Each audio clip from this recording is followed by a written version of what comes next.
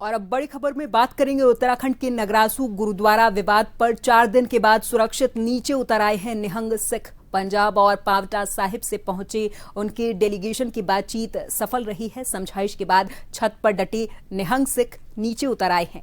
नाचते हुए police force के सामने रवाना हुए हैं पांचों निहंग।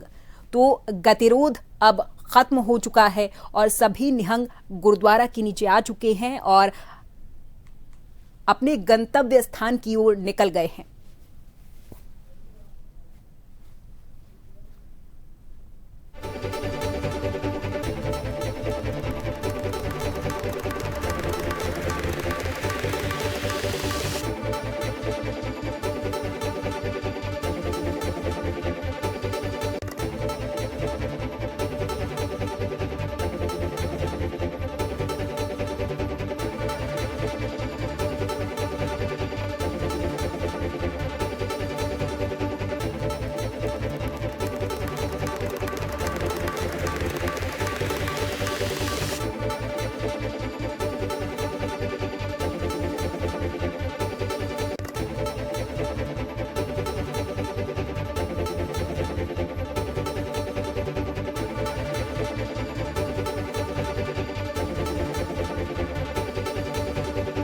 हमारे साथ देहरादून से bureau chief SN Pant ji phone line पर जुड़ गए हैं अधिक जानकारी के साथ। पंत जी, अब निहंग सिख नीचे उतर आए हैं। काफी कड़ी मशक्कत के बाद ये सभी वापस गुरुद्वारे से नीचे आए और समझाइश की जो अभी तक प्रक्रिया चल रही थी वो आखिरकार सफल रही है। क्या कुछ इनकी मांगे रही, क्यों ये गुरुद्वारे पर चढ़े रहे और क्या कुछ अपडेट इस मामले पर है? पंत जी।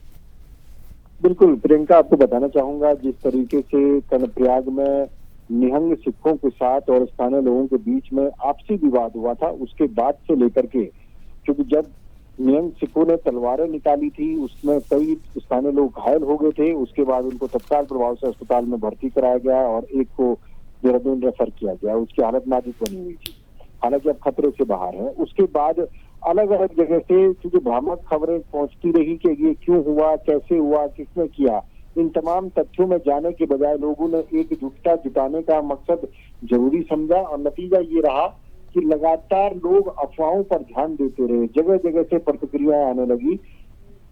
कुछ 4 से लेकर के 7 जो निहंग सिख थे, निहंग सिंह, वो गुरुद्वारे पहुंचे। गुरुद्वारे में पहले उन्होंने कमरा लेने की बात कही प्रबंधन से और उसके बाद वो वहां पर चले गए। किसी बात को लेकर प्रबंधन से उनकी नाराजगी हुई, उन्होंने वहां पर तोड़फोड़ किया और उसके बाद जैसे वो बाहर निकलने लगे तो उन्हें बाहर आईटीबीपी के जवान और उत्तराखंड पुलिस के जवान नजर आए। ऐसा उन सिखों का भी कहना है और जो जत्था आया था पंजाब से उनका भी कहना है कि छत के ऊपर बाद में वो चले गए कि कहीं पुलिस हमको न पकड़ ले। वो गुरुद्वारे के छत के ऊपर चले गए और वहां उन्होंने कब्जा कर दिया, तोड़फोड़ कर दी और लगातार वहां पर जो काम करने वाले लोग थे प्रबंधन समिति में, उनको परेशान करने का काम किया।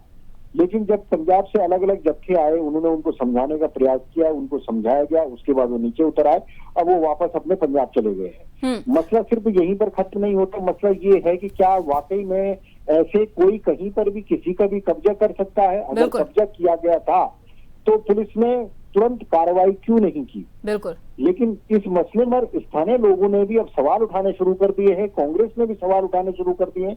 क्या जिला प्रशासन ऐसे जो बेसिर पैर के, जिनका कोई मकसद नहीं था, ऐसे निहंगों के सामने सरकार क्या दबाव में पड़ गई थी, या फिर यूं कहे कि जिला प्रशासन ने जहमत नहीं उठाई? इसके पीछे क्या होगा? हालांकि भारतीय जनता पार्टी के नेताओं ने अपनी सरकार का बचाव किया है, जिला प्रशासन का बचाव किया और कांग्रेस के आरोपों को सिरे से खारिज किया है।